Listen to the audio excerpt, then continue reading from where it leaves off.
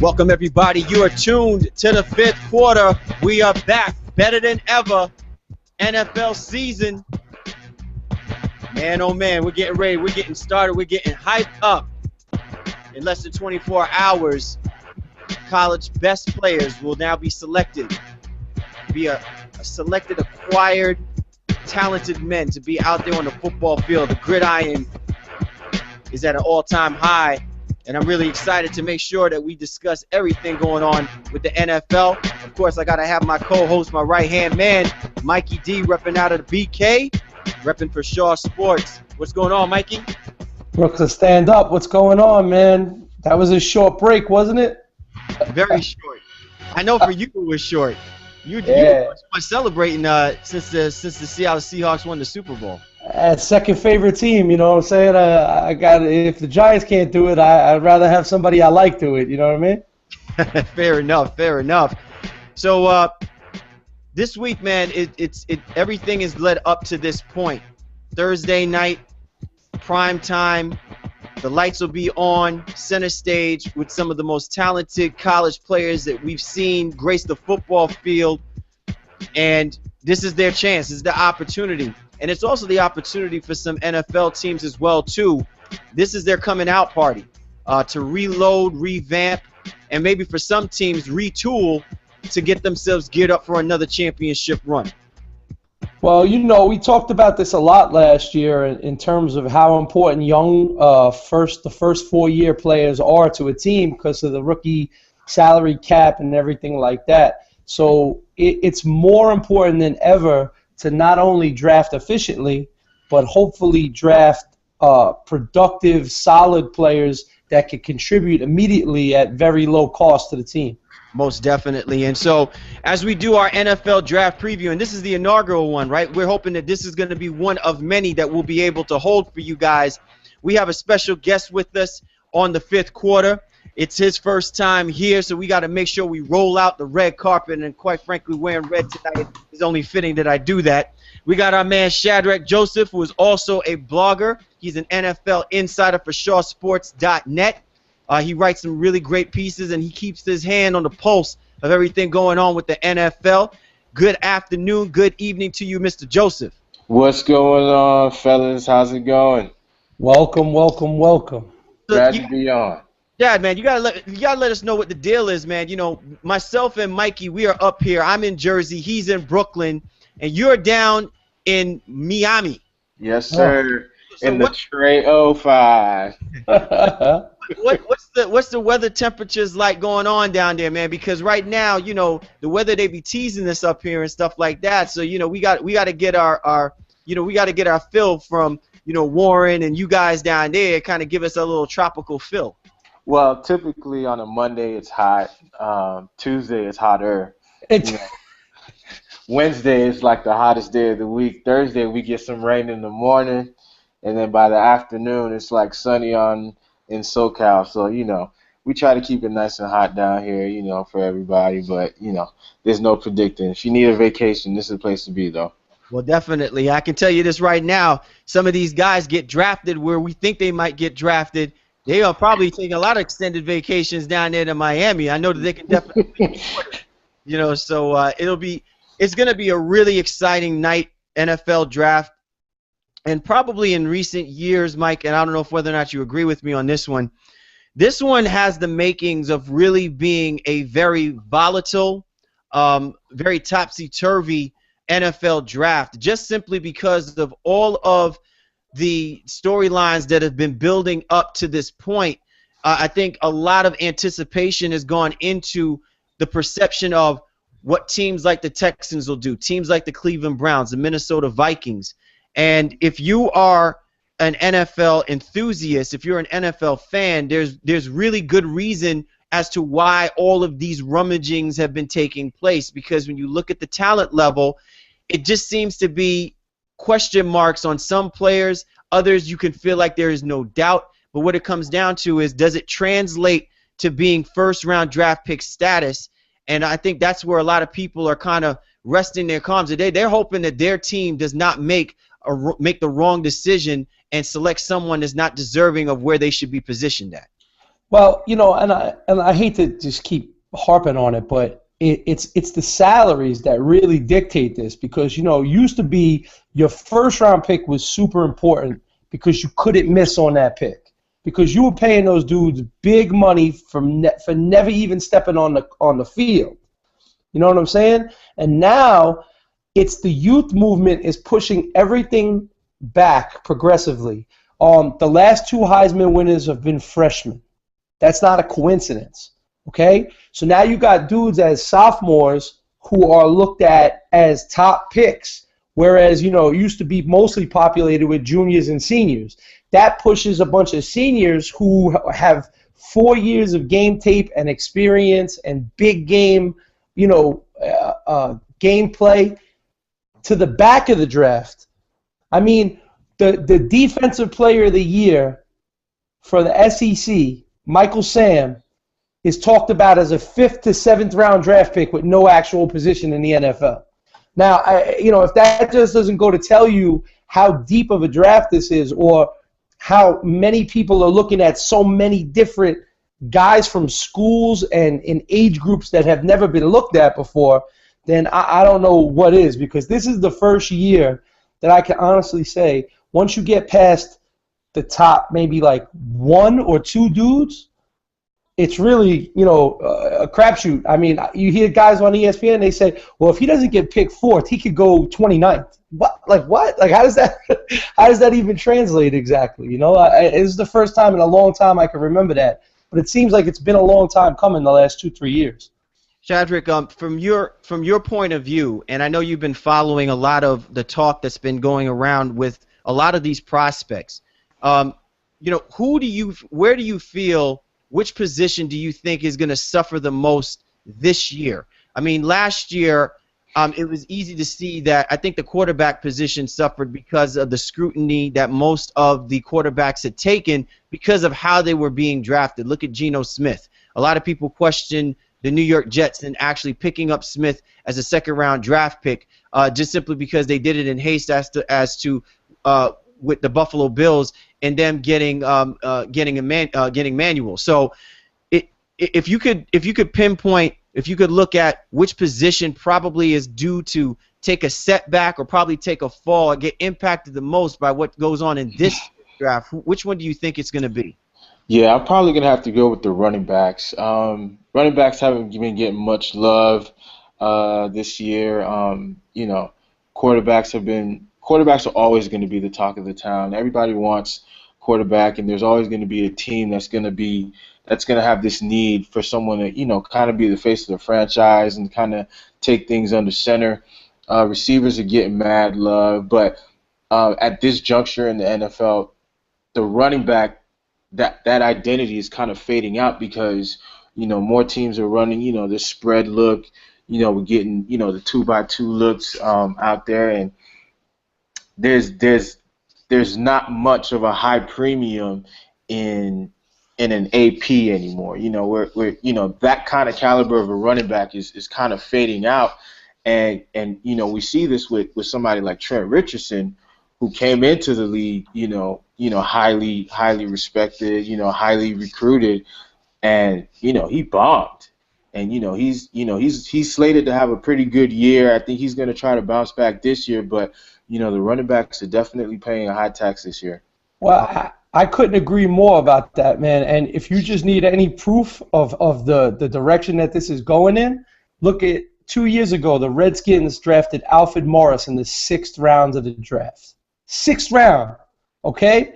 So, I mean, it's absolutely ridiculous that he would be a pick, and then he was an instant success as a rookie, had a decent, sophomore year for a really bad team last year. So they're saying, like, we don't need to waste the top first pick or the 2nd round pick or a 3rd round pick on a running back anymore.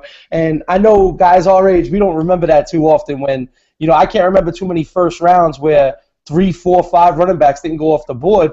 There might not be one running back taken in this first round.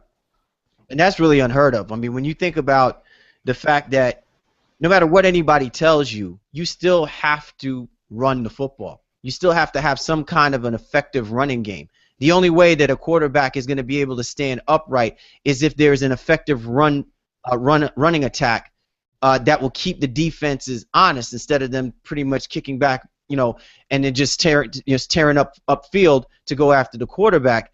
And so in most cases, there would have to be some level of scouting that would have to be done in evaluation. You look at the talent level of the running back position, it just seems that it's convenient to have 2 or 3 guys that can make up for one AP because they feel like a guy like, an Adrian Peterson type is a diamond in the rough. But is it really that the case, or is it really coming down to the scheme calling? And I think that's what's going to be an interesting thing to look at because of all the changes that are now taking place. New head coaching positions are being filled through the course of the season. Obviously, the Houston Texans, the Washington Redskins. So it's going to be really interesting to see how many are still going to have an emphasis on still trying to run the football, run it with conviction, and how many are really gearing themselves, putting themselves in that position to start looking at quarterbacks like a Johnny Manziel that has the Robert Griffin type running ability and the passing ability of that. They want the creme de la creme like an Andrew Luck that can sling the football.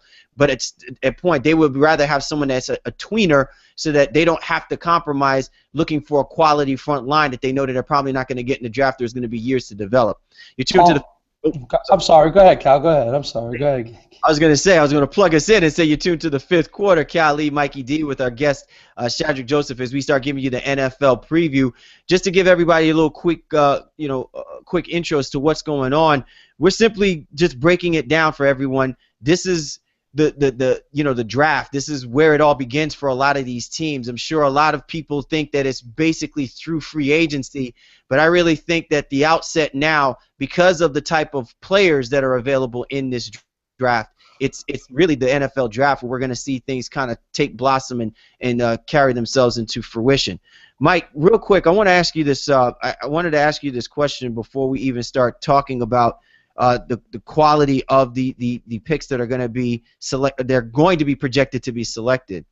When you look at a team like the Seattle Seahawks, who realistically won their NFL title through the drafts over the course of the last few years, is it conceivable that someone can that a team is capable of actually expediting the process that it took the Seattle Seahawks to get themselves to this point in winning that Super Bowl last year?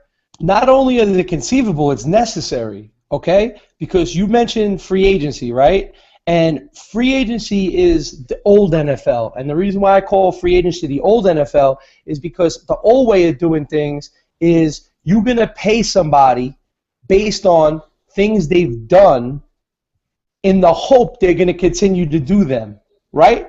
So with a free agent, you're basically saying you had 3,000-yard receiving seasons, or you had 4,000-yard passing seasons as a quarterback in a row. So now I really want to pay you to reward you for that. And if I'm going to steal you away from the team you're on, I'm going to have to hope you continue to do that, right? What the draft allows you to do is we're going to pay you no money, and if you all pan out the way we think you will, like the Seahawks players did, then in a couple of years we're going to win a Super Bowl, and then we're going to pay all you guys money then and keep our own free agents. Because I don't think it's a coincidence that they locked up Cam Chancellor, they locked up Earl Thomas, and they locked up Richard Sherman in the same offseason. So they drafted those dudes, they paid them little to no money, they were able to pay the Marshawn Lynches of the world, pay those guys that they needed to bring in from outside, and then when they successfully won the Super Bowl, they kept all their homegrown talent. So I think that's the future of the NFL versus, well, we need a wide receiver. Let's get a guy who has, Deshaun Jackson has 6-7 years in a row where he had good years. Well, is he going to have 6-7 more? That's the question of it. So everybody needs to be trying to do like Seattle did, because you're paying them for living up to what you drafted them for. If I could jump in, I think Seattle has kind of flipped the game in many ways, and one of the things that they've done is impact the way that teams are scouting. If you talk about fourth round picks, fifth round picks, these guys are just having such an impact on the NFL, like at such an early stage in their career. And like you alluded to earlier, this draft is pretty deep. And you're gonna, these teams are gonna need scouts to properly assess these guys that probably haven't been getting attention over the past 2-3 years while they've been playing college ball, because it's these guys that are going to mature into, the Richard Shermans, that, these guys that played the background for X amount of years and, with time just fruition into, the elite of the NFL. Tom Brady. I mean, Tom Brady is the classic story, you know what I'm saying? And the reason why Tom Brady was able to be successful is because he got taken at the back end of a draft by a team that had a quarterback and was set already, right? So now, why not do that at the running back? Why not do that at inside linebacker? Why not do that at tight end? I mean, you could bring in unlimited undrafted free agents after the season. I'm tired of hearing the stories about Alfred Morris and dudes like that, 6th-round picks that are, top 10 in their position in the league immediately. So, it's not always about talent scouting. It's about how many first-round busts have we seen? Just as many or more as late-round success stories. So why don't you bring that dude in for, no money, and then if he turns out to be great, hey, here's some cash, no problem. Interesting points that both of you guys bring up. Shadrack, I wanted to ask you this question because I think this is probably going to be the bigger question that should be asked when the draft concludes through the course of this weekend. Is when you look at where guys may possibly be drafted, will the grading assessment of these teams be predicated on what they do within their first 2 rounds? Or will it be predicated on what they do within the final 2 rounds? I would definitely have to say with the first 2 rounds, only because those guys are the ones that are breaking the bank for the team. Kind of like Mike D, alluded to earlier. Those are the guys that are pretty much getting paid. Those are the guys that you're expecting to make the most impact. Those are the guys that are pretty much going to dictate where the team believes they're headed. Like a championship contending team is going to make certain moves within the first 2 rounds to kind of secure that spot in the playoffs. So if I'm a team like the Lions, there may be a player or 2 away from seriously contending in the playoffs. How they draft within the first 2 rounds and how aggressively they play within the first 2 rounds will say a lot about where it is that they're trying to go in the end of the season. Yeah, I completely agree with that. I mean, the first couple of rounds are important, but it's a bargain compared to what it used to be. You know what I'm saying? Like if RG3 turns out to be a total washout, right? Over the next 2 years, he had the good rookie year, terrible sophomore year, or down sophomore year. Let's say he turns out for the next 2 years to be a complete washout, like Christian Ponder or somebody like that. They could just walk away from $15 million. Geno Smith is a washout. It don't matter. It don't matter. That used to cost the team $40-50 million, 6 years. So it's easier to take risks, to plug and play, like you said, to get that one guy you need, and then hope to God you find that, I hate to keep bringing up his name, but Alfred Morris, Tom Brady, anybody else, MVP of the Super Bowl, Bennett, right? Was Bennett the MVP of the Super Bowl, the linebacker from Seattle? He's like undrafted, and this dude is going to Disney World, you know what I'm saying? So that's the kind of stuff that you got to hope for, and if it all breaks right, you host a trophy. That's the way it works. Most definitely. You're tuned to the 5th quarter. Cal Lee, Mikey D, discussing the NFL draft preview with our special guest Shadrack Joseph, representing for ShawSports.net. Be sure to continue to listen to us. We drop our podcast. We're available on www.mixcloud.com. All right, fellas, let's get right into the names the casting characters that's going to kind of make this movie come to life in about 24 hours. You know, we talked about the importance of the Houston Texans because they have the number one pick.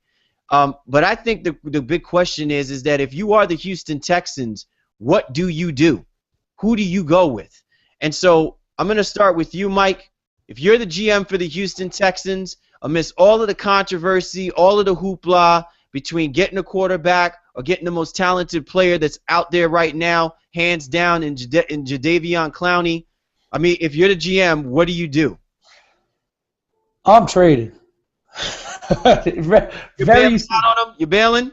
And you know what? It has nothing to do with Jadeveon Clowney. And I'll say this.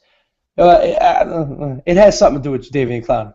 If they didn't have a dude like J.J. Watt and Brian Cushing and a good defensive base that they have, I would be like, oh, you got to take him. But at the end of the day, they do have J.J. Watt, who's only in, his second or third year and is only going to get better. They do have Brian Cushing. They do have pieces on their team that are really good, and they need help on offense, specifically at quarterback and pretty soon at running back because they let Ben Tate go, and Arian Foster isn't really Mr. Reliable. I mean, the dude is amazing when he's healthy, but when is he healthy? So at the end of the day, I say you trade back because you take the Belichick point of view, more draft picks. So I've heard rumors about Atlanta trading like their number 6 pick and a second round, maybe next year's first round pick. I've heard rumors about Buffalo, who's sitting at number 9, and they can move back and they could, grab Buffalo's pick and then get also like a second round pick and maybe next year's first round pick. And at the end of the day, you're going to get a good player probably at the position you really need him at 6 or 9 or maybe somewhere a little further back. So if I'm saying you need a quarterback and the professional scouts say there's 3 quarterbacks that are there, you're going to get one of them at 6 or one of them at 9. I don't know which one, maybe not the one you want, but that's what you have to evaluate. But if I'm the Texans with this team, their biggest problem was at QB last year, and I don't know how you could just keep doing the Lions mentality of taking the best wide receiver every year. If you don't got nobody to throw him the ball, how'd that work out, I completely agree with where you're coming from. It's interesting because it seems that the Houston Texans, when it comes to selecting defensive ends or defensive tackles minus J.J. Watt, like I'm trying to remember, but I recall them selecting Mario Williams, and I think that they had a pretty decent defensive end already at the time. But because Mario Williams was the best player available all around, hands down, and I think at the time the validity of making trades to trade down was kind of frowned upon because you're the Houston Texans and you're a revamped franchise, so to speak. It made sense that you had to go with Mario Williams, but at the expense of doing that, I'm sure that they probably could have, fulfilled certain positions, with, getting additional draft picks and probably would have deepened themselves to the point of them actually getting a solid quarterback instead of signing Matt Schaub, right? They were in a bad spot back then because that was the old draft. So if a team was going to move all the way up to get that number 1 pick, they were going to have to pay big money to that number 1 pick. You know what I'm saying? So a lot of teams were hesitant to kind of jump around like that. But they chose Mario Smith over Reggie Bush and Vince Young. Those were the 2 big names that year. You know what I'm saying? And they had just drafted David Carr, I believe, and they were a pretty terrible franchise all around. So while they did get Mario Williams, and he was a decent player for them, a good player, a player that went on to sign a $90 million contract with another team, at the end of the day, he didn't help them win no games, right? So they weren't really contenders until the tail end of his stay there or maybe after he moved on to Buffalo. And the last couple of years, they've actually gotten better. So, what good did it do it? That's a good point. Shadrack, what about yourself? You played GM for me one moment. You're the GM for the Houston Texans. Where are you leaning when it comes to making that number 1 pick? Clowney, no question. In my opinion, he's the best guy in the draft. He's the best player in the draft. He's ready to make the impact for his position.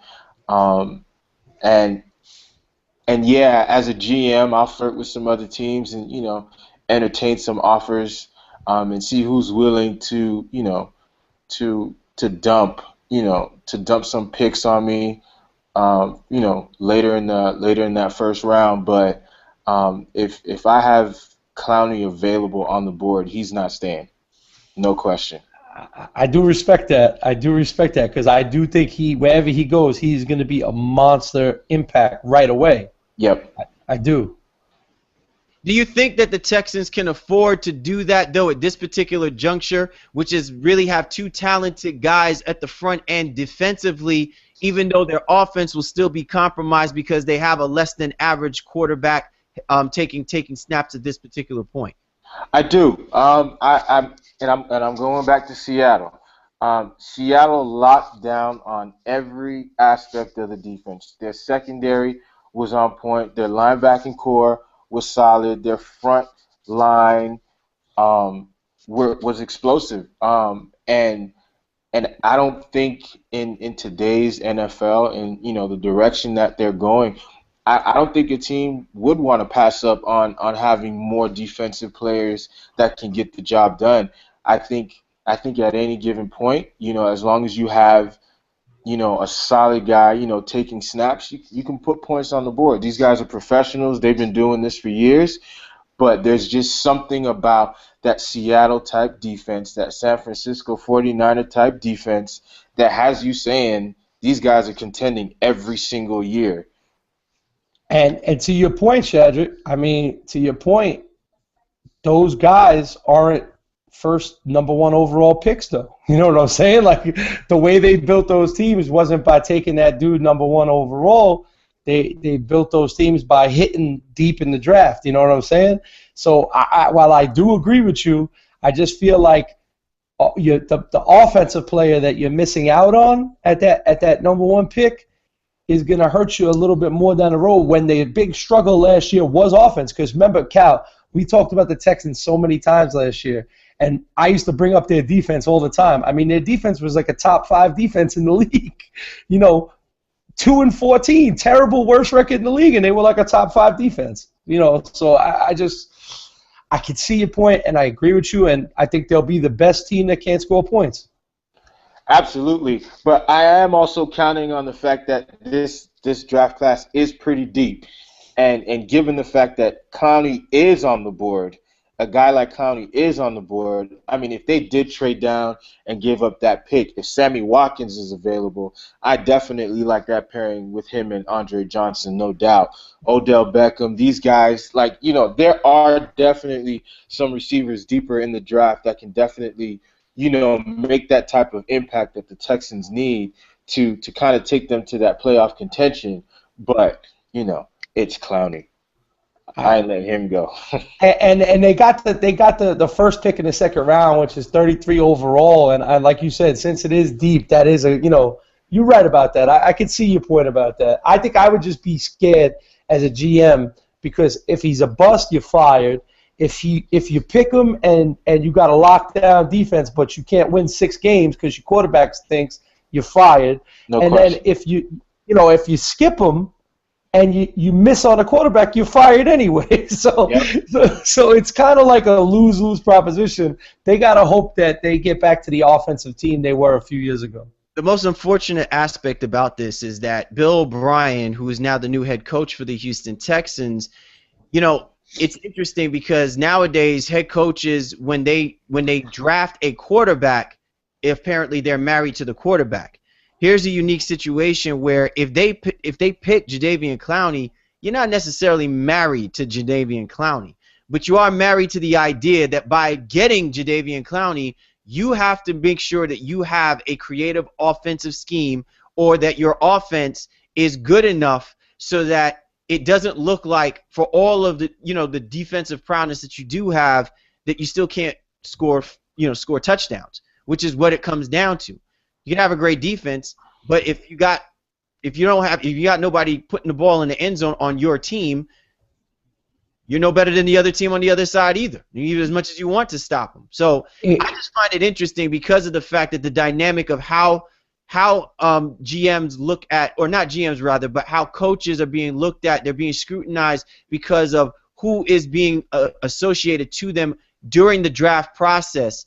That there are some instances where there's the exception on the rule, but the pressure could be added because now the onus does come down to these coaches to actually come up with more exotic packages, creative ways to put that football in the end zone when they are going in a different direction as far as their draft process goes. And as far as O'Brien goes, I hope to God that he is, if he's going to take Clowney and that's the position that he's going to take, I hope to God he's committed to bringing in like 10 different options at quarterback to camp and hoping that he can find somebody that could get it done. Because, like, you know, we mentioned this draft is so deep. And one of the things, like when we talk about our sleepers later, I got quarterbacks that early in the year were Heisman candidates that are listed as 7th-round draft picks now.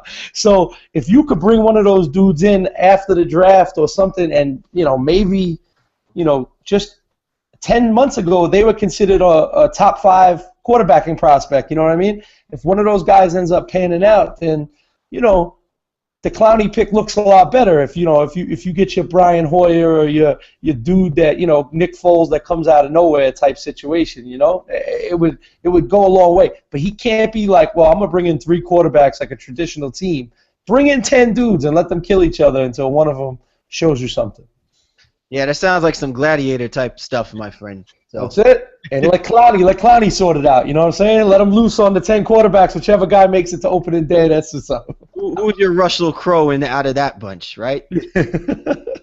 All right, fellas. Let's go ahead and transition ourselves into who we think are actually the quality guys, the tantalizing, the eye candy of the NFL draft and by their respective positions. And let's go ahead and start with the quarterback position. Look, a lot of talk has already been made about Blake Bortles and Johnny Manziel, but truly and honestly, are those two the best quarterbacks that would be available in the draft? Shadrack, I'm going to start with you. When you look up and down that roster, when you evaluate some of the guys that you've watched play college football this past season, and you've seen the pro days and the combines and everything like that, who really stands out to you as them from that position? Man, it's tough. It's a unique situation. I mean, it's not too many drafts where you get to say, hey, you know, this is the quarterback. I mean, last year, I mean, we come from an era where we had, you know, Luck, and we had the Mannings. This year, I don't know. I don't know who's the standout guy amongst the quarterbacks. Each quarterback has a strength that another one doesn't. Each quarterback has an ability that basically beats out his competitor. If I had to go with one, I'd probably go with Blake Bortles. With Blake, you kind of know what you're getting. He's a safe pick. And I know teams don't want to do safe, but I think he's the safest pick. His style of offense, you know, he's definitely has the posture of a pro-style quarterback already. He's ready to go, but the margin is pretty tight. I'm not sold on any of these guys yet, and I think anyone that drafts any of these guys is definitely having to deal with the project. You know, this is definitely a 2-year project, 3-year project with a lot of these quarterbacks coming out this year. All right, Mike. And real quick, I was just going to say, Mike, like when you look at the quarterback position, teams like the Cleveland Browns, the Minnesota Vikings, they're obviously in desperate need of a quarterback, and we can even throw the Houston Texans in there because it's evident that there's no way that they can go back to what they had before. Does any of these guys truly embody what they're going to need, not so much as what they think that they have, what they're going to need to be effective, to be competitive going into this season? All right, well, you got to also look at it from the point of view that this is a business, okay? And a business operates from many different aspects and not just necessarily between the sidelines from end zone to end zone. You gotta anticipate player reaction, the team, you know, the fans' reactions to a player coming there. The fan support they're going to get, the excitement that it's going to build up. players that are on the team maybe wanting to play with certain guys, right? We hear about that in the NBA a lot, but you don't really hear about it too much in the NFL. But at the end of the day, you got these young players who you get pretty much on the cheap for 3 or 4 years, right? So Cleveland is a perfect example. Cleveland's got Joe Hayden, who's one of the best cornerbacks in the NFL, and Josh Gordon, who, I mean, come on, had one of the unbelievable seasons of all time last year at wide receiver, right? Now, they got those guys for another couple of years pretty cheap. But if they don't hit on a draft pick soon and they don't bring a quarterback in that kind of, those guys are going to go somewhere else, okay? So you already hit on those dudes in the draft, and now you got to do something to kind of keep those guys happy. So if I was Cleveland's coach, GM, stuff like that, I'd be sitting down with, old Josh and say, hey, man, what do you think? Who do you like? What do you think? I'd be sitting down with my offensive coordinator and making sure that I'm going to be able to use Josh Gordon and Johnny Manziel or Josh Gordon and Blake Bortles as best I could together, because like I said, if you pick them and it don't work out, you're going down with the ship. You're getting fired, okay? The dude from Cleveland got fired last year. He lost 3 quarterbacks and he got fired after 10 months. So there's no more leash, There's no more. We got 4 years. We got 3-4 years. You gotta hope that your pick is right, but you gotta also kind of have some sort of a well-rounded reasoning on why you pick them. If I had to choose between the big guys, I had to take Johnny Football, man, and not because I think he's like the next coming or anything like that, but the dude's going to sell jerseys, going to get the fans excited. He's probably going to be a decent quarterback in the NFL, and at the very least, he's going to run his butt off, trying to make something out of nothing. And then just imagine if you hit on that draft pick. Like, just imagine if he's a Ben Roethlisberger, Joe Flacco type of guy who is like a solid 10-year starter, makes a couple of Pro Bowls, gets to a couple of championship games, maybe wins a Super Bowl. You're a made man in the NFL. I mean, if you hit that Drew Brees type pick or that dude, you were that guy who had the intestinal fortitude to pull the trigger on that dude. So, Blake Bortles, man, as much as he's got the prototypical body and stuff, what have we seen in the last couple of years? The prototypical body don't matter anymore, right? So he went to UCF, man. At the end of the day, like I gotta hold that against him. And Are you serious? You're holding that against him because he went to UCF? Well, what? They hold it against Johnny Manziel because he only won 3 games in the SEC. The SEC. I mean, if he would have went to USC, he probably would have went undefeated or something like that in the Pac-10.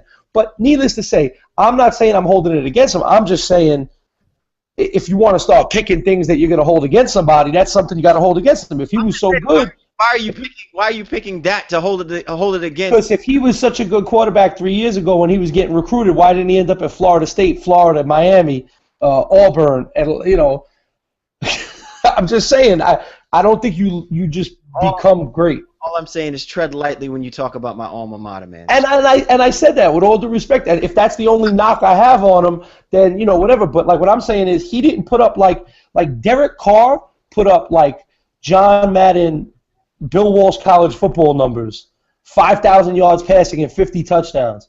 Now, if you want to look at me and say, well, he played at Fresno State, I say, okay, but he put up 5,000 yards and 50 touchdowns.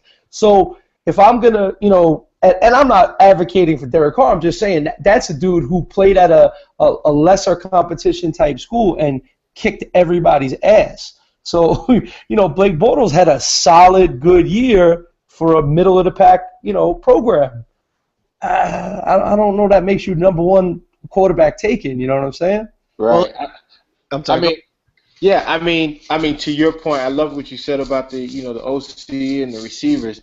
If I'm a guy like Andre Johnson, who's pretty much been frustrated with his quarterback, over the last couple, and he's probably happy that Schaub is out of that situation. Am I looking into the draft and saying, hey, I want a guy like Johnny Manziel? I'd probably say no.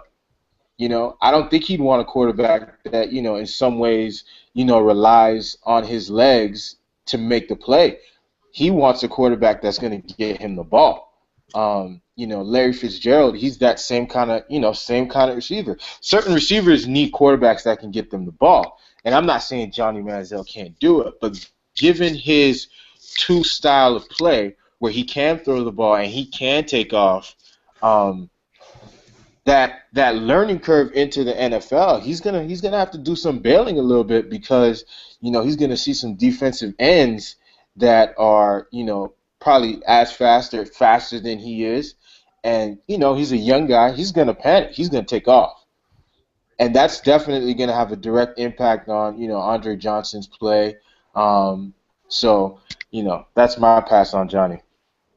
And like I said, it ain't no slam dunks, brother. I agree with you. It's not like if they take Andrew Luck, I take RG3. If they take RG3, I take Andrew Luck. It's like that was like the dumbest draft in the history. That draft started at 3 because it was like, oh, all right, we know who you guys are taking. Let's get going. But what about at the beginning of last year of college football? The names, the big names, right? Aaron Murray, Zach Mettenberger, Taj Gibson. These dudes aren't even – they're talking about 7th round, 6th round. These dudes were like the top 5 names in quarterback, and then, they got jumped by guys like Bortles and Carr and stuff like that. So it just goes to show you, it was all good just a week ago. I think the other thing as well, too, is that everybody's trying to catch lightning in a bottle with the talent level that some of these guys may perceive to have. And it's kind of interesting because a couple of years ago, we were saying that already about Robert Griffin. Robert Griffin had already spent a couple of years at Baylor and was completely under the radar. Then suddenly he has a breakout year, and now everybody's acknowledging the fact that the guy runs like a gazelle, and he has a cannon for an arm. And then we see him translate a good portion of that talent level and that football IQ on the football field in his first season. He gets all of these accolades, and then as this all starts to take fruition after the injury effect, now you're beginning to see where there are aspects to his game that severely still lacked, and he hasn't even given himself an opportunity to develop those skill sets. And the thing that I'm wondering is that are we not giving the same type of assessment to guys like Johnny Manziel, and to your credit, Shadrack, Blake Bortles? You have proven guys like Zach Mettenberger. You have guys like Murray from Georgia, Derek Carr, who, remember now, Derek Carr is coming from a football family. His brother played in the NFL. So therefore, I would expect that his football IQ and his football acumen would be that next to or probably even supersede most of these other guys that are going to be available in the draft. And we're not talking about them in the same confidence that we're talking about Blake Bortles or Johnny Manziel. Just remember, the dude that gets cut from an NFL roster is probably the best player on his high school team and was probably a top 5 player on his college team, no matter where he went. You know what I'm saying? Like, he was like a Mr. Football in a state somewhere or something like that. That's the dude that gets cut. That's the dude that has a 3-year career in the NFL. So most of these dudes have like these outstanding, resumes. They've been the man for a long time. So I agree with everything you're saying. And I think it would be more impressive for a team to, if Johnny Manziel comes in and he has a good career, people will be like, well, Johnny Manziel, everybody said he was going to, pick them real high.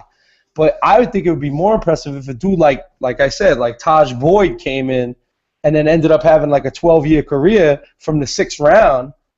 Then people would be like, damn, Taj Boyd, man, everybody forgot about him. He got crapped on in the draft and so on and so forth. So, I mean, but at the end of the day, you're not paying these guys a lot of money anymore, so you could just on to the next one. I mean, Ponder, Locker, Bradford, all these dudes are going to be, see you later. We're going to bring the young dudes in, I mean, you mentioned 3 teams that need a quarterback.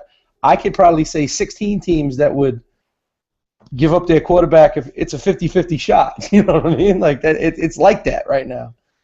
Yeah, and the big thing with the quarterback spot, which is kind of unique to some of the other positions on the team, is that position probably needs the most grooming and the most polishing.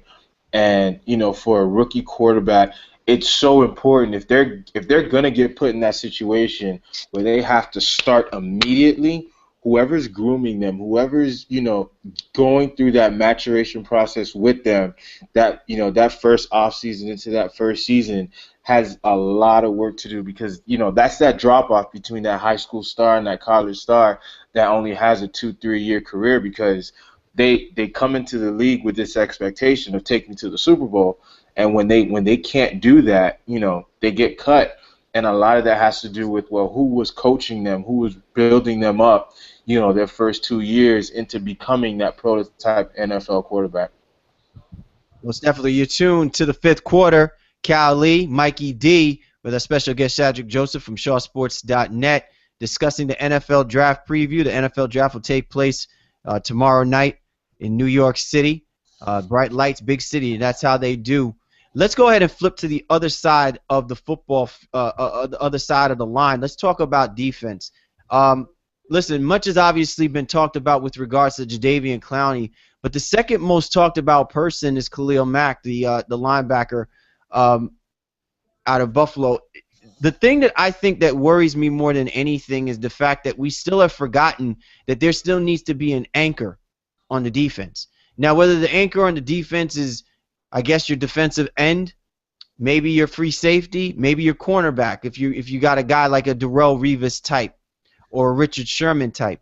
But I always remember it, and maybe I'm just old school, but defense can't thrive unless they got somebody that's clogging the middle. And a lot of people have talked about Mac's capability, that he has that play him now, plug him now type capability. He'll go in immediately, get you somewhere close to 100 tackles. He's. It's interesting that we don't talk enough about it when we emphasize the point of defense, because what's now the in factor is having a two-way type defensive end slash linebacker style that plays the 3-4. It has that freakish athletic ability in Clowney, but doesn't have the fundamental gifts and is going to be kind of a wild card. But the security blanket's in Mac. So, Shadrack, let me start with you. When you think about a guy like Mac, where do you see him fitting on across the board onto any team that you could choose? Where do you see him fitting? And I mean, is it imperative that he gets picked up early? Like it's a good thing for a team to jump on a guy like Mac. I think if a guy like Mac is outside of the that top 10 range, I think those first 10 teams definitely have some issues to address. Khalil Mack is by far the best linebacker coming into this year's draft. He has the IQ, he has the athletic ability, and he can play now. And there's absolutely no question about that. I know we got some small school issues, on the other side of the screen, but no question, Khalil Mack, he's definitely ready to go. I definitely like him going to the Jaguars.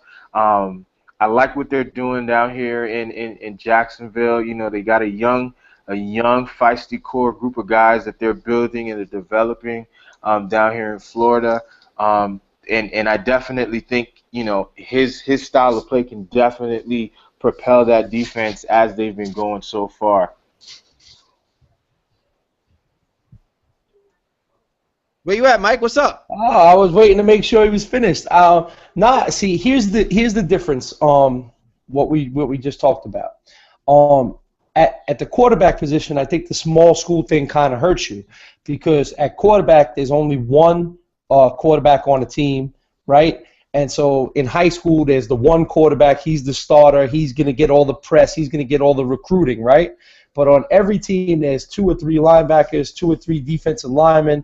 Then they get to college, they might not be the right weight, so they get moved around. So, in those deeper positions, I think at a small school you could get some diamonds in the rough. But let's not forget, young linebackers have success in this league, right? Brian Cushing, A.J. Hawk, Clay Matthews Jr., right off the bat, right? These dudes come to mind as instant impact dudes, right? But then just even recently, Kuechly in Carolina, that guy's an animal. He had 200 tackles last year. Kiko Alonso from Buffalo. I mean, he came from the University of Oregon. I didn't even know the University of Oregon had a defense. Okay, like, and they put him in the second round. And I mean, so somebody was able to say, wow, this kid really, and look what he did up there, right? So, in my opinion, I think Matt could be that dude. I mean, I wouldn't know because, I mean, how many Buffalo games did you really watch this year? I mean, I know I didn't watch any, but I think it's pretty safe to say that more people watch the University of Buffalo play than the Buffalo Bills. So, well, I mean, that's not saying much, you know. That's not saying that. That's not saying much. But with that being said, I think, you know, can Jacksonville really afford to pass on that dude, knowing that you can go get a quarterback later on? I mean, their pick in the second round, their pick is 39th overall. They got the 7th pick in the second round. So in my opinion, you know, you're going to go grab a quarterback there. So take Mac, who everybody's like a consensus safe pick, and then go get that offensive help you need because they need it. I mean, they need some offensive help. Chad Henne ain't going to cut it. And Khalil Mack ain't going to help Chad Henne, that's for sure. All right, let's go ahead and move right back over to the offensive side. And listen, is it far-fetched, Mike, to think that offensive tackles still is a precious commodity when it comes to top 10 draft picks? Because the projections are there's going to be at least three offensive tackles jumping out of the top 10 in this year's draft. So obviously teams still feel the need that, you know, they gotta have a line to protect their franchise quarterback. I mean, you got to take the dudes who you think are those guys. I mean, we see it all the time, though. You know, those are the dudes who end up washing out a lot of times. And the second and third round guys, that's a solid place to get picked in the draft. I'm not knocking anybody, especially when you think about all the specialty position players that have to get drafted. You know, for a dude to go late first round, early second round is pretty good for an offensive lineman. But you're right. I mean, for some reason, every year there's 2 or 3 tackles taken, and you know everybody's jumping on the the Greg Robinson bandwagon out of Auburn, and I get that because their offense was something special to look at this year, and so he was on blast. But if I was anybody, I would be looking at Jake Matthews, out of Texas A&M. And I know a lot of people are gonna be like, oh well, why? Because he had Johnny Manziel and they had such a great offense, and I'm saying nah, his dad is Bruce Matthews, 19-year pro, 14-time All-Pro, the most ever in the history of the NFL, most All-Pro appearances. His dad is Clay Matthews Sr., his cousin is Clay Matthews Jr., his 2 brothers are in the NFL. I mean, his grandfather, Clay and Bruce Sr.'s father, was an NFL player. I mean, are you noticing a pattern here? They seem to get dudes into the NFL and stay there. They are players. These are not like, oh, that dude, yeah, he had a cup of coffee with the Rams back in '78. Nah, these dudes are like perennial Pro Bowlers. They kill people on the field for a living. So draft this kid. I mean, for no other reason than you're going to get 27 NFL veteran Matthews to come to all the games in the stands and stuff like that. At the very least, it's going to make for an interesting fan fest. Shadrack, does it surprise you that Jake Matthews is not getting the same kind of love and respect, say, like a Robinson? I mean, it seems kind of strange, though, when you really think about it, that a guy who has a lineage of all-pro, all-time legendary NFL status type players throughout the family tree, you've got current players in the NFL that underline the name Matthews. And he now is on the offensive side of the ball in a position in which, his dad is a legend at the game. So obviously he's going to have the skill set, not even just what, I mean, he had the skill set jumping out the womb. And that we're not even talking about this guy in the same light that we're talking about Robinson, who is projected to be taken by the St. Louis Rams in the second pick. Yeah, see, with a guy like Jake Matthews, there's not much he can do about that. I mean, he went to Texas A&M and he was in the shadows of none other than Johnny Football. There's not much he can do about that. But his film won't lie, his tapes won't lie, his production won't lie, the heritage won't lie, and he's definitely once these guys get out the way, he's definitely going to get due diligence, and I don't see him leaving top 10. I definitely think if Greg Robinson goes first, he's not far behind. He may be a pick or two at most behind a guy like Greg Robinson. And only because of necessity, not because of talent wise. I agree with that. Like I see what you're saying, Cal. Like people like, why Robinson? Why not him? I think it's like 1A. It's the same thing. I mean, he'll be the next tackle taken, and the dudes that are projected to go in between them are maybe a Khalil Mack is going to go ahead of him, maybe a Sammy Watkins goes in front of him, or maybe one of the quarterbacks, only because the team is drafting for the position, not because they're drafting a better tackle or something like that. So I think he'll be the second one taken. Robinson's a little heavier. He's a little heavier, and he ran better. So that's kind of weird because that doesn't really correlate. He's like 30 pounds heavier, and he had a better 40 time. So, that might be like, oh, let's get that guy. But Matthews is 6'6", 308. That's good enough. I'll take that. I know a lot of teams will probably take that. Preferably the New York Jets. They could probably take that instead of watching their quarterback laying flat on their back most of the season. So I heard that. All right, so let's go ahead and flip sides back over to the defensive side now. One position that I don't think really got a whole lot of talk, a lot of discussion, is the cornerback position. Now, with the way of the NFL going to the QB, it just seems that, it's impervious that the DB positions, your nickelbacks, the corners, the slot safeties, the free safeties. I mean, any one of those guys, the guys you can convert from a cornerback position to a safety position, or just pure DB for the nickel packages. It just seems very interesting to me that we're not hearing a lot of conversation about guys like that getting picked up. Is it because of the depth factor, or is it because really that there's no one that truly stands out as far as being a quality upper echelon pick? Maybe probably one or two at best, but everyone is willing to say we're willing to take our risk maybe in the later rounds to get a DB type person. I'll start with you, Mike. Where do you go with that? Who is eyeing you in that particular sense, and how deep are we looking at the quarterback position? Well, I mean, DeMarcus Denard is the guy everybody's talking about as like a cornerback. HaHa Knicks, I know, I love that name. I say that name all day, right? HaHa Knicks. Nah, but that's like a nightmare. Isn't that like a nightmare name if you get burnt on a play? HaHa Nick. Oh, HaHa got burnt. Oh man, that's like I don't like that name right there. But I mean, that'll be a PR nightmare. Right? Come on, but listen, there's 4 starting DBs on every team in the country, not to mention nickelbacks, dimebacks, et cetera, et cetera, et cetera. So it's a lot harder to be like, oh, that one dude is so much better than somebody else.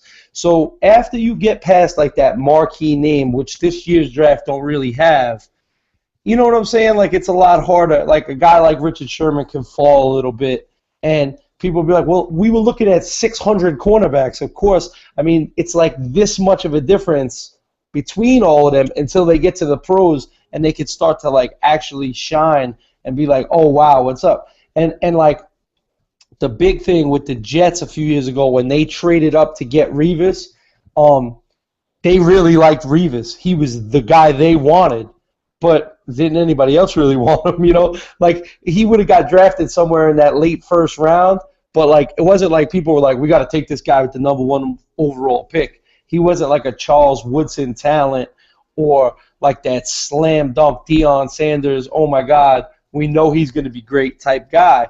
So I just think there's so many guys you could hit on eventually that it's a very important position, but top 10 important? I don't think so. Shadrack, from your perspective, is it a needed evil, to overload on the defensive side of the ball, preferably in the DB position when you're looking at this particular draft? The DB position, hands down, is definitely a necessity. I mean, we've seen it. I mean, when you got the Peyton Mannings of the world, you got the Drew Breeses of the world, you got the Tom Brady's of the world. When you're talking about the elite guys, and when you're getting ready to see these elite guys in the playoffs, you definitely need, some solid secondary, opponents. So it's definitely important. But to Mike's point, right now with the guys that we have, I wouldn't say it was the greatest of priorities. DBs, that's probably like one of the highest positions. You probably see it. There's always a DB available. Like that talent is always. You can always find a DB. Can you always find a quarterback? Absolutely not. Can you always find a running back? Absolutely not. A DB is always a phone call away. A DB is always even a walk-on tryout away. But for that position, yes, it's important, especially when we get to that postseason talk. But if I wouldn't be surprised if a couple of teams that do need some secondary improvement look past it for the sake of filling up some other spots. You're tuned to the fifth quarter. Cal Lee, Mikey D, NFL Draft Preview with our special guest Shadrack Joseph with www.shawsports.net. All right, fellas. So we've been weighing in on really the good and the bad about how much really we can take away from what will happen in less than 24 hours away when it comes to this NFL draft. And one position I know that most people are going to kind of look at with, I think, a sense of hesitance. Because anywhere one of these guys, to me, I think the primary, the impact player is going to be out of that wide receiver position. Any one of these teams probably can strike gold, if they get their selection. But I really think it's the guys that probably are flying under the radars, guys like Marquise Lee, those type of guys where if selected and put in the right system, they can explode, or they could be like the Michael Floyds of the world, like like last year with the Arizona Cardinals. So with that being said, when you look at that this year's wide receiving class that's going to enter this draft, who really catches your eye, who's really jumping out at you, and is it really safe to say that you strike gold if you're a team and you're in position to pick up one of these quality receivers? Go ahead, Shadrack. You take that one first. I'll let you go ahead.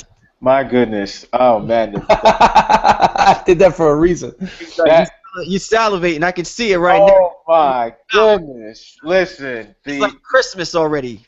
Yes, it is. Yes, it is. I'm going to set it off with, in many cases, some teams have him going number one. Some scouts got him going number one overall. Mr. Sammy Watkins, explosive guy. I mean, he's definitely ready. He's definitely, this is his time right now. And I would be very surprised if that pick turned out to be a bust. I mean, he just does it all. He can play inside receiver. He can play outside receiver. He plays some physical ball with the best of them. And I just love him. I just love him. I mean, I would be highly surprised if he's not a top 5 pick. And I definitely like that pairing with him and Josh. Josh Gordon over in Cleveland. That pairing right there is just going to be disgusting if it happens. Mike Evans out of Texas A&M. I think he has arguably some of the best hands coming into the draft. Physical guy, solid guy, and he doesn't drop anything. He had Mr. Johnny Manziel, slinging the rock to him, but he had a really good pro day, and his combine performance was definitely at the top. And then I'm going to go with my last guy that I'm going to pick, Marquise Lee. You did call him out of USC. I love Marquise Lee. And right now I have him picked at going to Kansas City.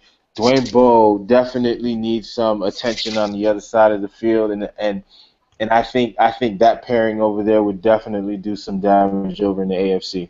You said Dwayne Bowe needs some attention. I think Dwayne Bowe needs a replacement. Let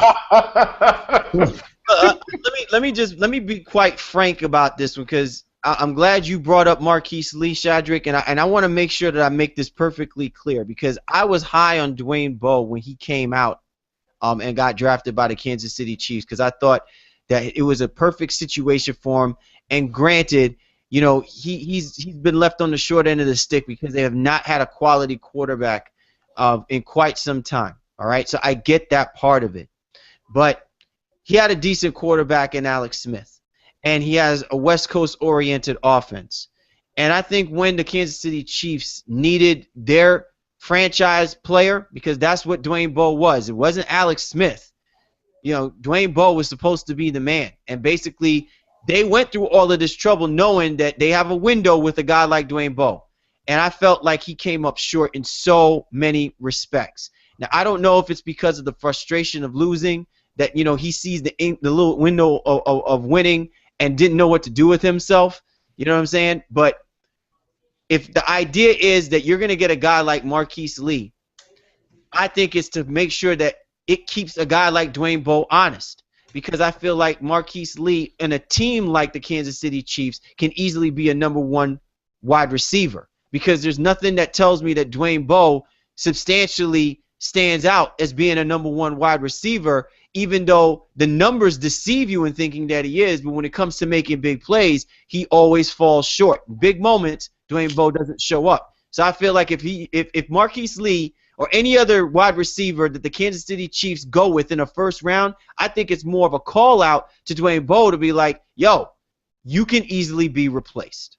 Absolutely, absolutely. And I definitely think to that call, bringing in somebody like Marquise Lee would probably satisfy some of that frustration that you're having. I mean, yeah, the expectation has definitely been high for Dwayne Bowe for quite some time, and you know, there's going to be excuses, up the wall about why, he hasn't shown up.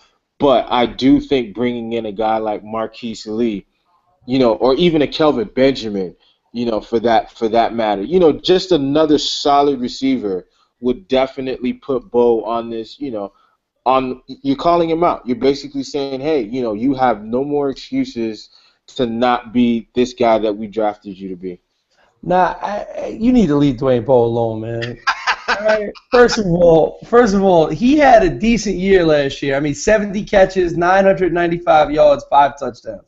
Year before that, 86 catches, 1,000 yards, 7 touchdowns. That's pretty good numbers. Is it wide receiver 1 numbers? Maybe not. And to your point, I hope they do bring somebody in at that position, because it's late in the first round. They got the 23rd overall pick. They need to go get somebody. And especially if any of those guys that you had mentioned fall that far. I mean, you're not going to see Sammy Watkins. You're not going to see Mike Evans.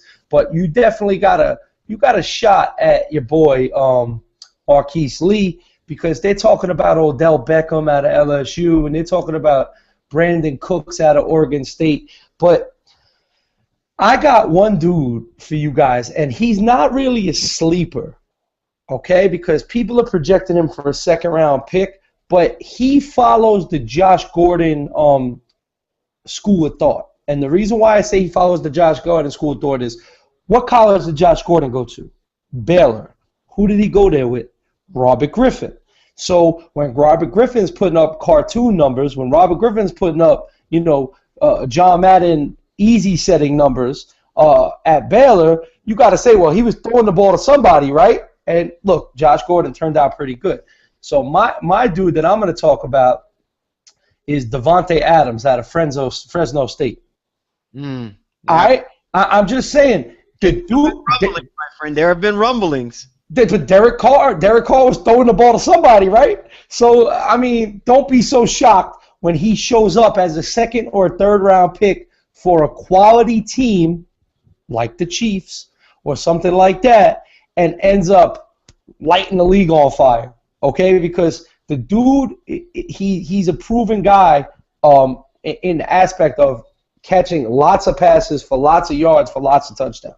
So at the end of the day, if you put him in a good offensive situation where he has no pressure, like, maybe Seattle or, a team like San Francisco or something like that where he's on a good team and they just like, hey, come on in and just do what you did when you were in college, then, we could see some stuff from him. Another dude that I really like, I really like these big wide receivers, and that's why I like Evans so much. And you mentioned Kelvin Benjamin. He's another big wide receiver. He's 6'5". And where was he? With Jameis Winston. Doing what? Catching touchdowns. So at the end of the day, I respect those kind of picks because, when you look at a skill position player, you need to look at who was the guy getting it done for the quarterback. You know what I'm saying? And, that's why, the dudes that came out of Stanford that were with Andrew Luck, it's not a coincidence. You know what I'm saying? It's not so shocking that those are the guys, those position player guys are the ones who are actually lighting it up, in the NFL.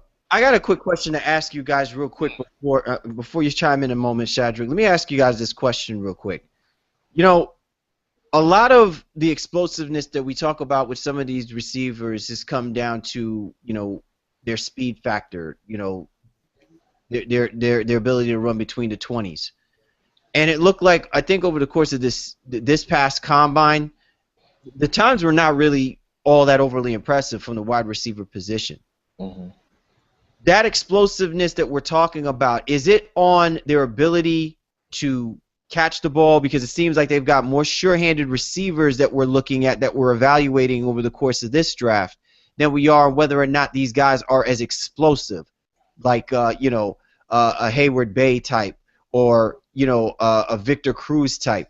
So is it safe to say that they're willing to take size, take the ability that they have the ability to separate themselves at the line of scrimmage, to make that big play or that explosive play? Like, in other words, has the thought of how the play being made, the playmaking ability of a wide receiver has changed, or is it still going to come down to that ability to separate themselves from whoever it is in the cornerback in order to make that play?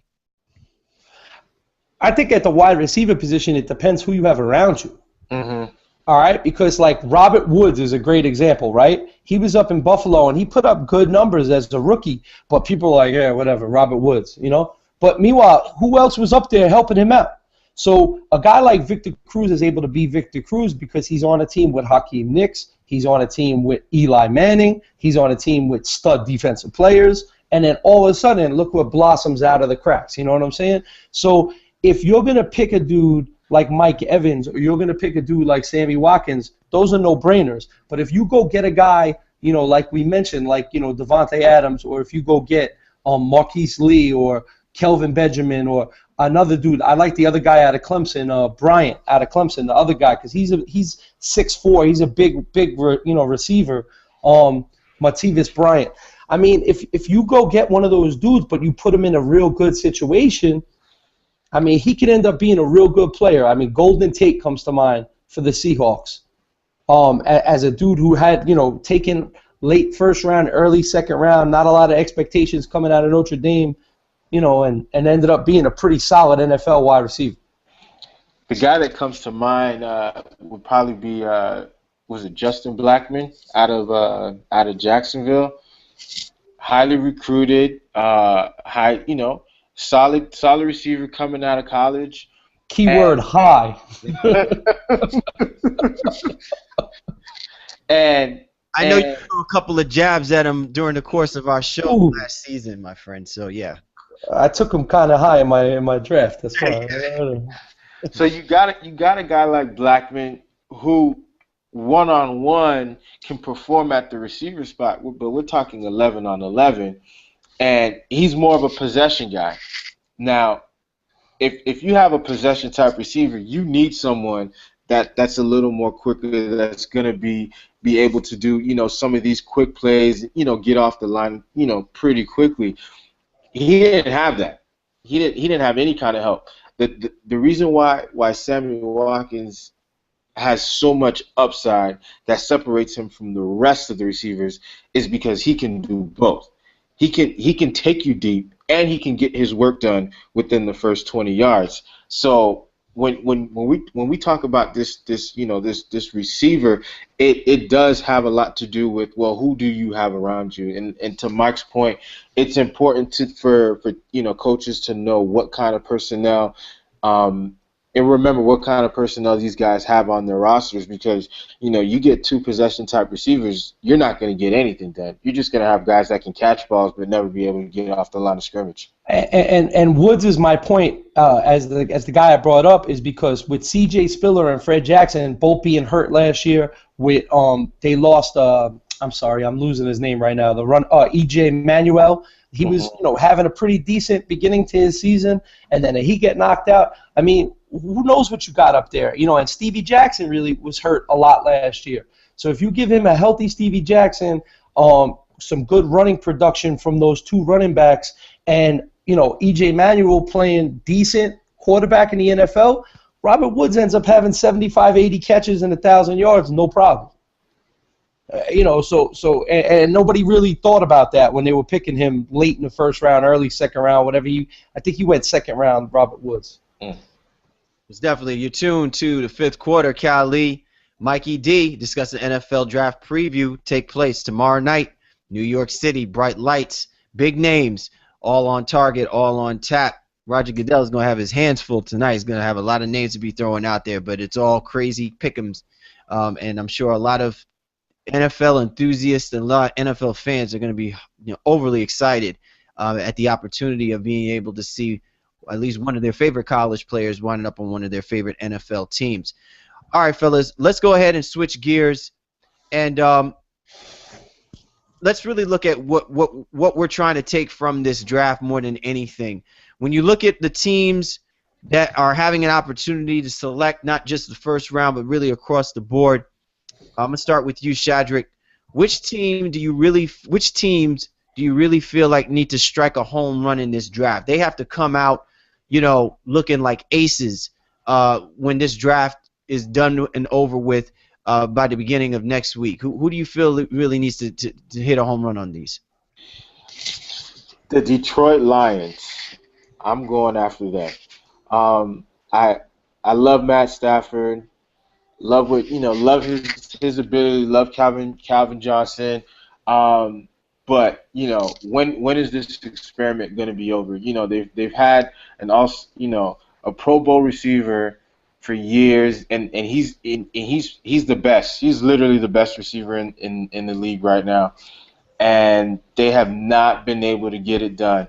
I'm going after Detroit. They have to do something. They got to figure it out.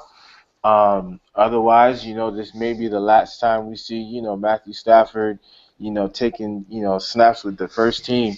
I'd love for them to go after a receiver, a legit threat, opposite Calvin Johnson. That may or may not happen. I know they got some secondary issues that they need to address as well. But the Detroit Lions, the time for them is now. And if they don't get it right this year, I can definitely see some things getting shaken up over there. All right. What about you, Mike? Who do you think needs to strike a home run blow in this year's draft? Well, I wanna grab one of those middle of the pack teams. Like I'd like to grab, like, say, the Giants or the Dallas Cowboys, or those teams where I could be like, hey, dummies, you got a weak division. Get some draft picks in there now, and you might actually, go from 7-9 to 10-6 and make the playoffs. That's too easy. All those teams need to have good drafts. The Minnesota Vikings, those guys, they need to have good drafts. Everybody does, right? But you know who needs to have a good draft this year, right now? It's got to be Cleveland. I mean, Cleveland's got like 5 picks in the first 80. They got 5 picks in the first 80, so they did some shrewd trades. They got rid of Trent Richardson when everybody was like, oh, he had a good rookie year, and he's the future of your team. And they were like, nope, we'll take the draft picks. See ya, right? And so now they got this. They had that they were your little underdog team last year, Cal. Every time I picked against them, you were like, the Cleveland Browns, they're coming, da, da, da, da. But in reality, they got Josh Gordon. He's a stud, man. And they got Joe Hayden. He's a stud. And the defense was pretty good. I mean, they didn't get blown out of a lot of games. They didn't win a lot of games, but they didn't get blown out of a lot of games. And you don't know what you got there with Brian Hoyer. Maybe you got something there, you know. I mean, he's coming off the injury, but he looked good early on, and they were sold on him. Cameron is a great. Jordan Cameron is a great tight end. They need help at running back, and they need help at on the offensive line, and they need some kind of quarterback there too. Well, what better way to do that than to have 5 picks in the first 2.5 rounds? So if anybody's going to do it, and this year, it needs to be Cleveland. All right, fellas. So as we switch gears a little bit, let's go ahead and look at we had talked about it a little bit earlier, and we said, Mike, you had said to the point that if I were the Texans, I would trade down. So when you look at this draft and you look at some of the prospects, some of the key players that are out there that might fit better with the team that you're looking at. Like me personally, I know this sounds kind of crazy saying it, but I would have liked to see the Chicago Bears figure out a way to trade up to get a guy like Khalil Mack, because they need to replace their Urlacher. They don't have that. At the same time, though, it would seem a little too easy to assume that everyone wants to think that way if there was a player that they truly wanted and were willing to give up something to get it without giving up the whole house. So I'm gonna start with you, Mike. When you look at teams that probably should trade up or trade down, you mentioned about the Texans trading down. Who do you think really should take a chance and trade up to get a quality player that you would think would fit for what they need and fit for their team? I really think Miami should do something. All right, because Miami was, they were a pretty good team last year, and they had some good pieces, and in the middle of all that scandal and all that nonsense they went through. But if somebody really needs to shake something right now, I'm going to say St. Louis and Arizona, because both of those teams are teams that were like right in the mix of like a 500 record, and if they could, move, and St. Louis is in a real good position because they got that number 2 pick, but they got that from RG3. They also have the where are they? They're 13th overall. All right. So now, if you got the 13th overall pick, make some moves. Maybe you can move up a few spots, get in that top 10 with that 13th pick that you have, and maybe dump somebody else in there. Maybe you get rid of Bradford. Who knows? But maybe a team will bite on that. But move up out of that 13 spot. Don't just be happy with your offensive tackle at 2 and then something at 13. Maybe move up to 6, 7, 8, and go get that guy that you really want. Go get that quarterback or somebody that you really want. And Arizona, just because Larry Fitzgerald only got so many years left, and Malcolm Floyd, you mentioned him earlier, Andre Ellington, explosive young players. Carson Palmer is not the answer for that team. So if I'm Arizona, maybe I'm trying to, get up in that top 10 and go get, or maybe even not have to go that high, because like we said, if a quarterback that, drops past the first couple of picks, he might fall into the 20s. So, maybe you like Bortles that much. Maybe, you like Teddy Bridgewater. Make a move, man. Shadrack, you make a move. You let me know which teams should look to trade up, or probably what you would suggest as teams that should trade down in this year's draft. If I was Minnesota, the Vikings, I am trying my best to not let Khalil Mack get off the board without him coming to my city. They lost a big leader in Jared Allen during the offseason. That defense can definitely use an upgrade. So if I was Minnesota, I'm definitely going after some star power on that defense to kind of, just to keep that defense honest and to be able to keep that defense being able to make some plays in this next upcoming season. That's a pretty interesting one. I like that one a lot. They pick at 8, though. I mean, so he's right. Like, they can move up a few spots because the team that's dropping isn't dropping that far. You know what I'm saying? So, and listen, the Norris, the NFC Norris is still a very talent-laden division. It may not completely reflect it, but the competitiveness basically going down to the wire with the Bears, the Packers, and the Lions. If you're the Minnesota Vikings, and the year before that you found yourself, in the playoffs, to me, I would think that you would want to bounce right back. I understand that they lost Jared Allen, but I also understand too that there's some talent there on that, in that Minnesota Vikings team that it shouldn't be retracted that they're back to a rebuilding process because they had a disappointing season or they had an off. Question. So I have one question, Shadrack. Would you take, if they're sitting at 8 and Johnny Manziel is still on the board, you taking him? Because if he's not picked in that top 5, he's probably going to drop into the second half, and everybody's talking about Dallas, but you know what I'm saying? Like if he's right there, and yes. I would entertain that only because the focal point of that offense we know would not rely on Johnny Manziel. We know the focal point of that offense is going towards Adrian Peterson. That takes off a boatload of pressure on a rookie quarterback. And if he just has to deal with just dumping the ball because AP is getting the attention, I think that's almost one of the better situations for him in the league. So do I, and that's why I hope he ends up, actually. There you go. There you go. Due to the fifth quarter, Cali, Mikey D, breaking down the science of the NFL draft preview process. The NFL draft takes place tomorrow night. All right, finally, fellas, which teams do you think can thrive from this year's draft? We talked about the talent. We talked about the unpredictability. We've talked about the assuredness of some of these players. And we really talked about the relevancy of where they might fall and how it might dictate the motions of teams that are behind when this particular player gets drafted or falls in the draft. So when we break this all down, and Shadrack, I'm going to start with you. Which teams thrive in this year's draft? When you look at all the players and you kind of assess a little bit through the projections, which teams do you really think has an opportunity to thrive from this year's draft? That's a good one. I'm going to go with Cleveland. I think Cleveland is definitely in the best spot this draft because, I mean, they came off a very decent year. They have a boatload of talent, and they have an opportunity to bring in some key guys that can make an impact immediately on their roster. We can't get enough of Josh Gordon and his playmaking ability. And like I said, if they go for a quarterback or another receiver or just another playmaker, it makes that team that much better and that much more dangerous immediately.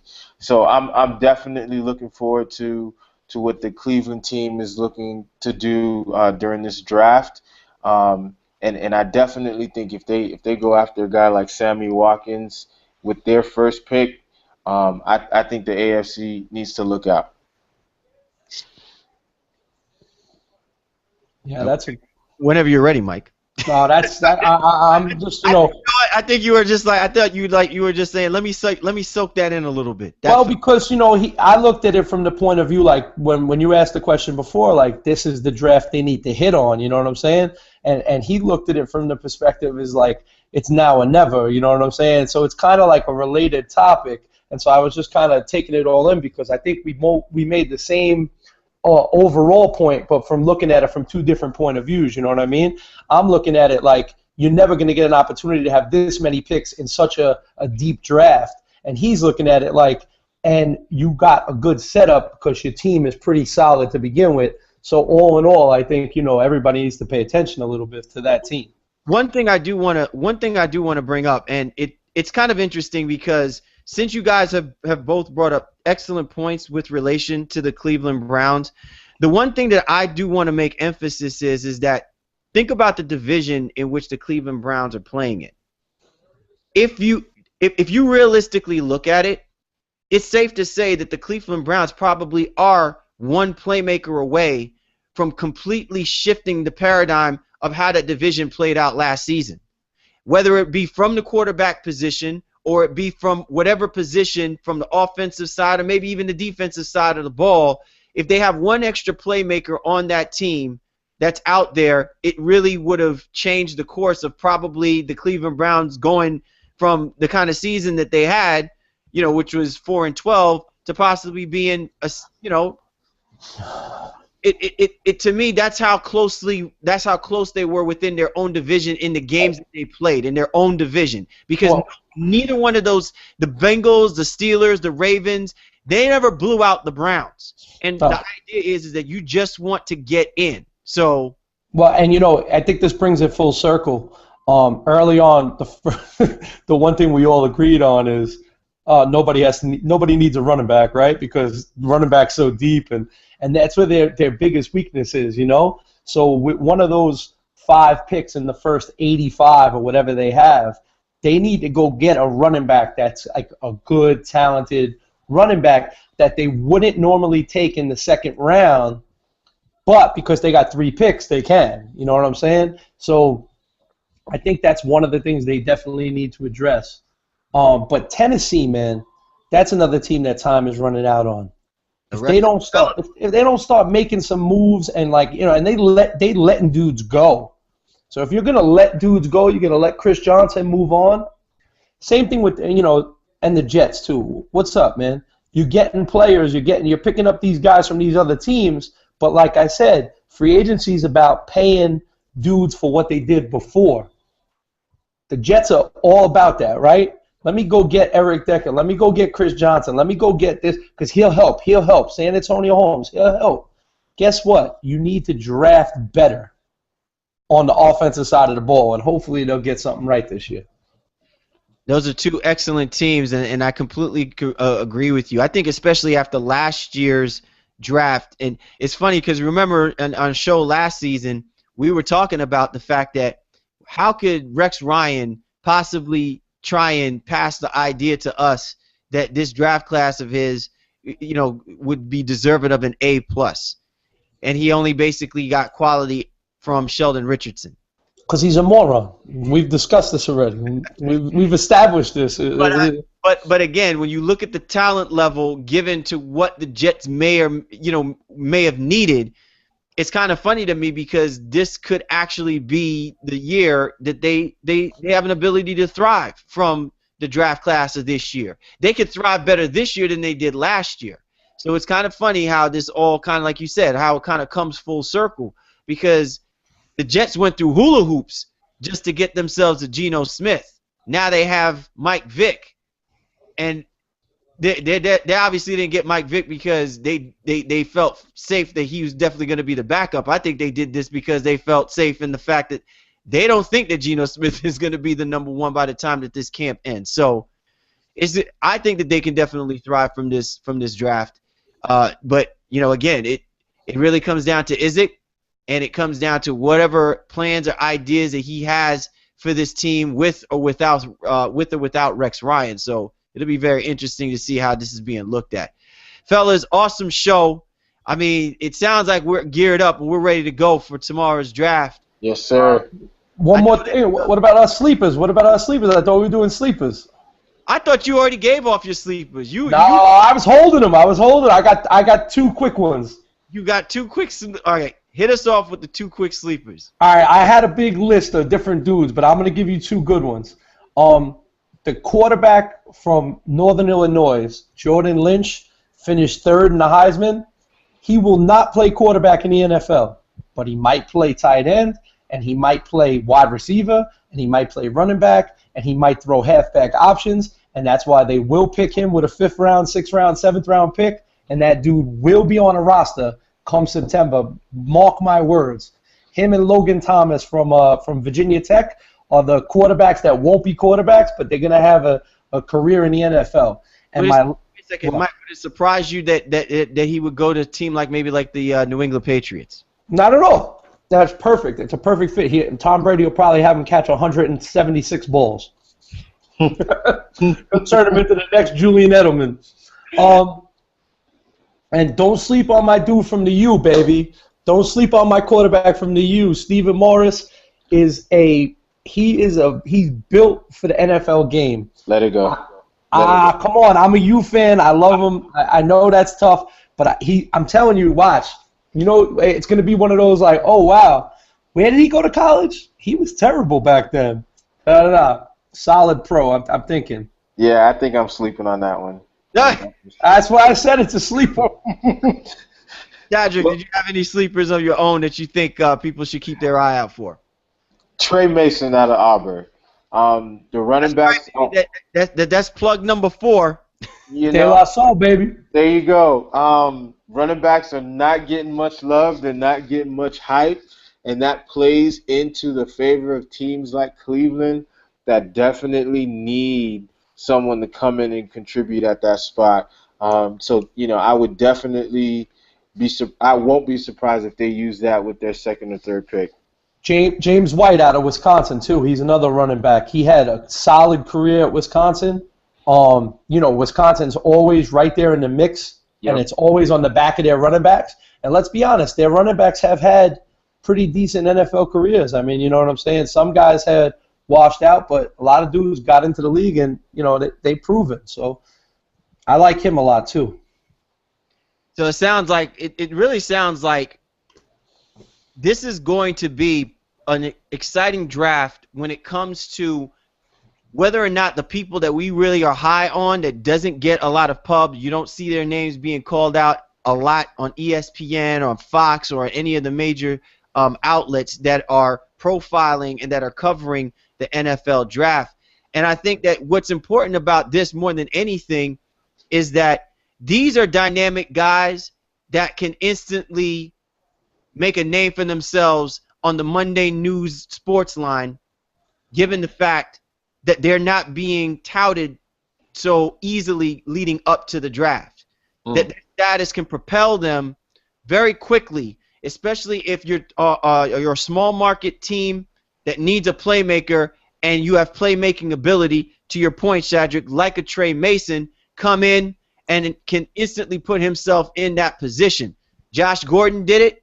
Michael Floyd has done it. So I wouldn't be surprised when you're talking about some of the guys that you've mentioned, White, Mason, they come in and they start doing some spectacular things because the door is blown wide open to be able to do it. If you've got a mediocre quarterback, you're going to obviously lean a lot heavily on your running back to get you those tough yards, to pull out that first down, to get you that key run that sparks a comeback or a possible overtime win. And I mean, that is what's so great about the NFL. When you find that diamond in the rough, maybe rough around the edges, probably in the first couple of games, but they'll start shedding their cocoon very quickly as the season turns themselves out. And then now we're talking about some of these guys, potential Rookie of the Year candidates. Taj Boyd, baby, sleeper 7th-round pick. He's going to be the Rookie of the Year. You are straight insomniac right now with your sleep. Nah, I'm just kidding. Fellas, man, this has been an awesome show. I cannot wait for us to get back together and do our post-draft review because I'm pretty sure that tomorrow night and through the course of this weekend, we're going to be surprised by a lot of movement. We're going to be surprised by a lot of placement of where these guys are going to fall in the draft, and I think that it's going to make for some really compelling discussions to have with regards to where these teams are going to be moving forward. I know that I'm going to definitely have my report card ready to shell out some A's, some B's, and most definitely there's probably going to be some D's and F's when it's all said and done with the way that this draft is looking. Definitely. Absolutely. All right, so I want to thank my man Shadrack Joseph, represents www.shawsports.net, for jumping on with us this evening to help us break down the NFL draft. Of course, I got to thank my right-hand man, Mikey D, as always, giving us the knowledge and plugging us in, keeping us well in tune with everything that's going on. We appreciate everyone who's tuned in to the fifth quarter. We'll catch up with you guys in a few. In the meantime, sit back, relax, get your popcorn ready, and enjoy the NFL draft that will take place tomorrow night. You guys have a great evening, and thank you once again for tuning in to the fifth quarter. Deuces.